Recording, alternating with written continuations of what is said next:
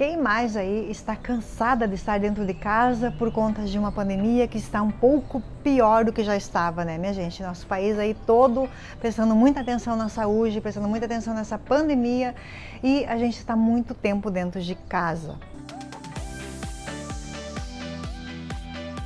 Por isso, eu decidi descer aqui, dar uma respirada, uma olhada para a rua, curtir um pouquinho esse jardim maravilhoso que está aqui atrás e vamos continuar o nosso assunto aqui.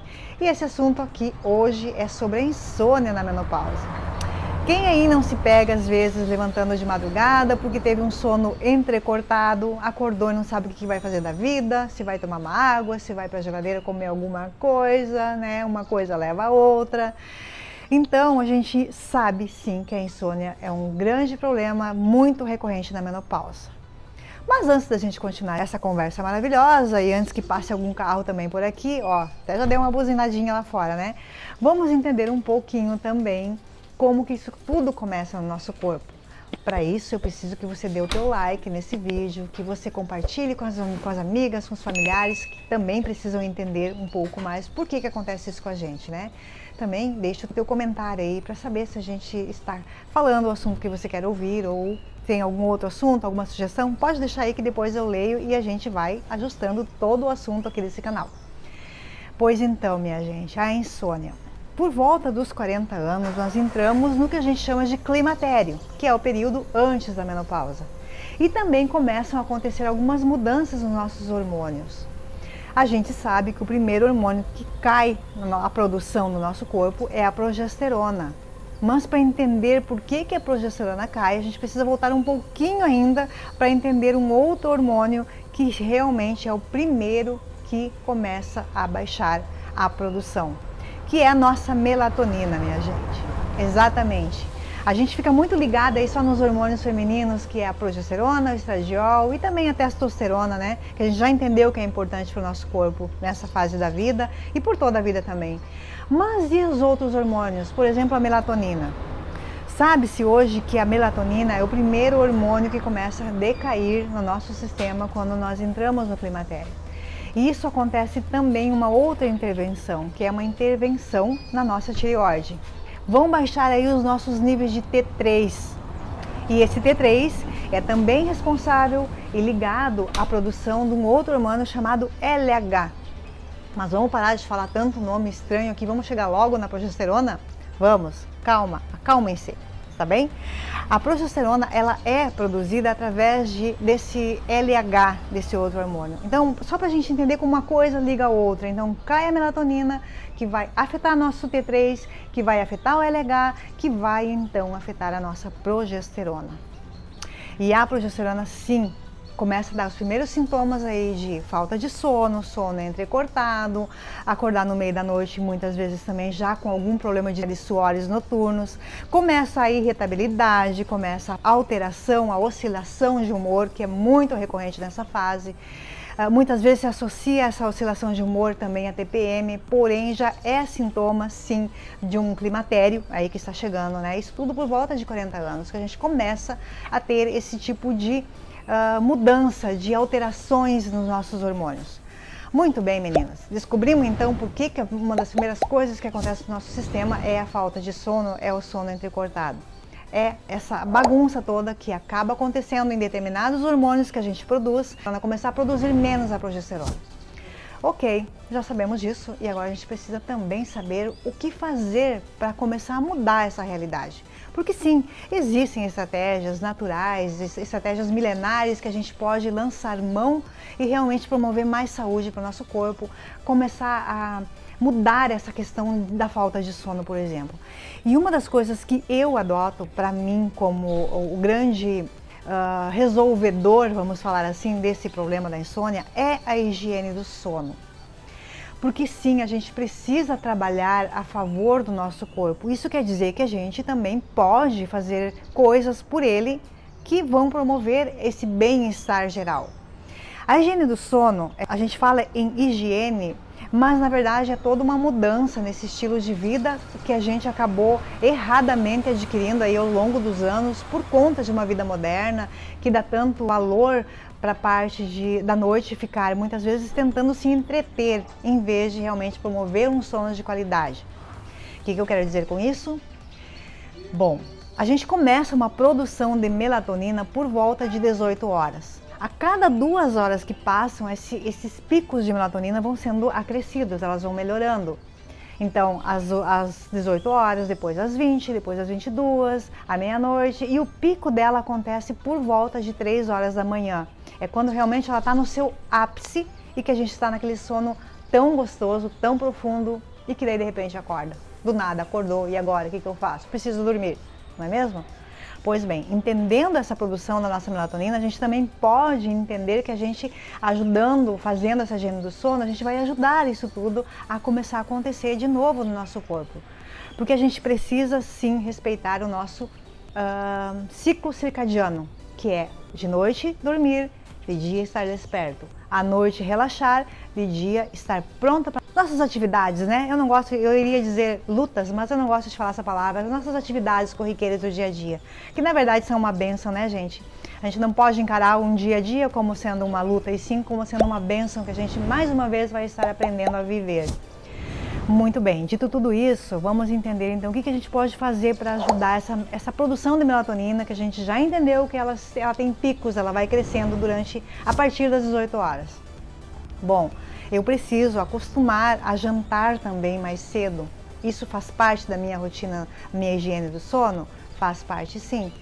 Porque se eu jantar por volta de 19 horas, eu também vou estar dando tempo para o meu sistema digestório fazer o que ele precisa fazer, trabalhar o que ele precisa trabalhar, para então, quando chegar a hora de eu dormir, ele já estar menos sobrecarregado.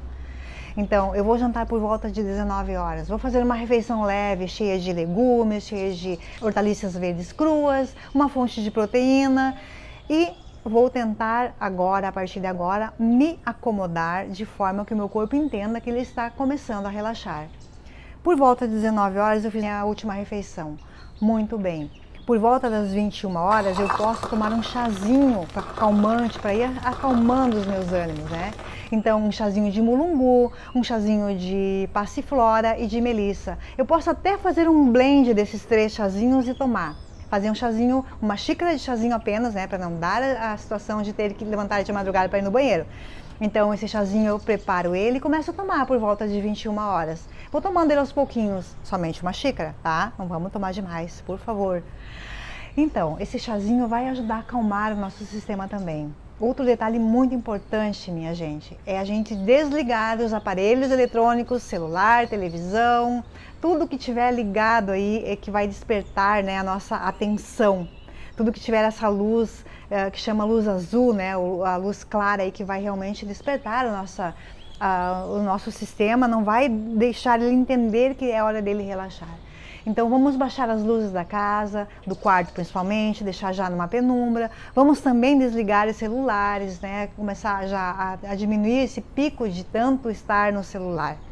E lembrar vocês de uma coisa, tá? O lugar de celular carregar é na sala, não é no quarto com a gente.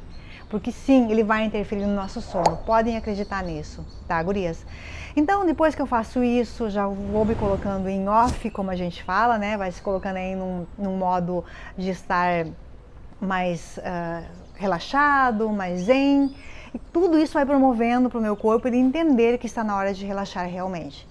Vou procurar dormir por volta de 22 horas. Por quê? Porque cada hora que a gente dorme antes da meia-noite é como se fossem 2 horas. Então, se eu for dormir às 22, até meia-noite eu já dormi 4 em vez de 2. Olha que interessante isso, né? Bom, a partir daí eu vou fazer todo um processo realmente de me voltar para ter um sono de qualidade. Eu vou fazer uma leitura gostosa, não vou escutar notícias ruins que vão aí fazer com que eu fique ligada nessas notícias e daqui a pouco também interferir no meu sono. Por que interferiria essas notícias ruins no meu sono? Estudos mostram que os últimos 20 minutos que a gente se acomoda para dormir, que a gente vai dormir, fica tudo gravado e é esses últimos 20 minutos que vão para o nosso sono junto com a gente.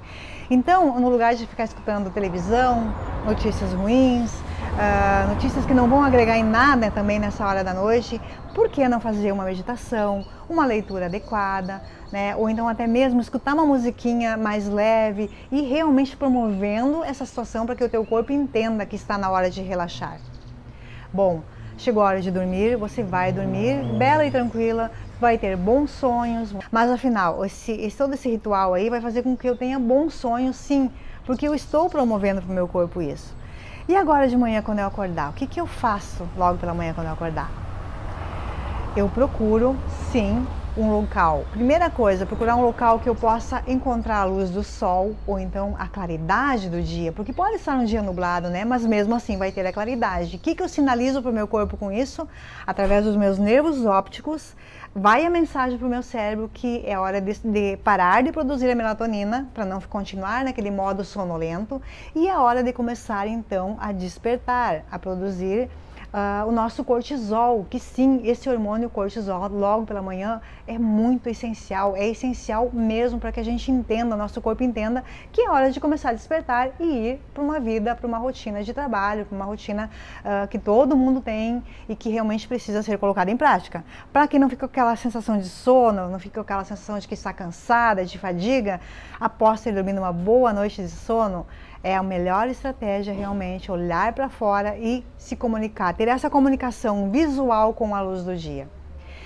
Bom, saindo dessa janela, aonde eu já posso ter aproveitado esse momento e ter feito um agradecimento, ter gerado o meu momento de gratidão. Pode agradecer por 3 coisas apenas. Se você não sabe o que agradecer, eu posso te sugerir aqui o que agradecer. Pode começar agradecendo a presença de Deus na tua vida por mais um dia.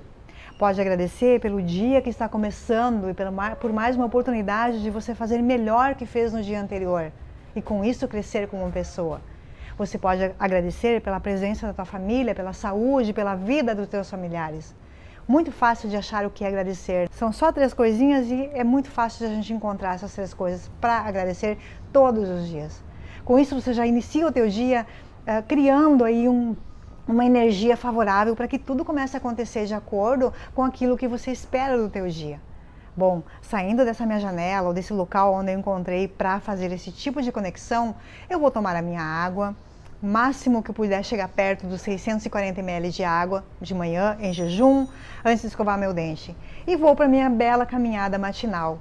A caminhada matinal também vai sinalizar para o meu corpo que ela tem que começar a produzir as endorfinas, serotonina, dopamina, que é o que vai me dar aí a energia, vai me dar o bem-estar de eu começar o meu dia. Sim, para quem tem insônia, a melhor estratégia de caminhada é a caminhada matinal, justamente para dar aí a sinalização para o nosso corpo que é a hora de produzir serotonina e parar com a melatonina. E à noite ele vai entender da mesma forma, é hora de começar a produzir a melatonina e parar com a serotonina, que é o que vai me deixar em estado eufórico, estado de bem-estar, enfim, a dopamina também vai me dar a condição de ir para a ação. Então, gente, são estratégias assim, muito fáceis que a gente pode e deve colocar em prática para que a gente melhore o nosso sono, para que a gente melhore a nossa situação de ter uma boa noite de sono reparador. Porque vamos combinar, ninguém merece ter uma noite onde o sono não é realmente um sono de qualidade. Então, eu não quero nem entrar no detalhe do que um sono de má qualidade vai acontecer, porque tá tão bom, tá tão gostoso esse papo de um sono de boa qualidade que tá até me dando um soninho aqui. Mas ainda não é noite e então eu preciso também dar um jeito de fazer com que o meu corpo entenda que ainda não é a hora dele ir para a hora do descanso. Está um pouquinho longe ainda do descanso. Então é isso, minha gente. Era um recadinho, também uma dica de como fazer esse sono melhorar. E quando depende só da gente, né, fica fácil da gente colocar em prática. Lembrando que a gente sim começa por nós, porque a nossa parte a gente precisa fazer. Como eu sempre digo, se tem uma coisa que ninguém vai fazer por você, é a tua parte. Então, vamos lá fazer a nossa parte. E agora faz a tua parte também, dando teu like aqui, compartilhando com as pessoas que precisam ver esse vídeo e deixando teu comentário aí. Gostou? Gostou do que a gente conversou? Deu sono do que eu falei? Se não deu sono, vai dar, porque é só colocar em prática que dá sono sim.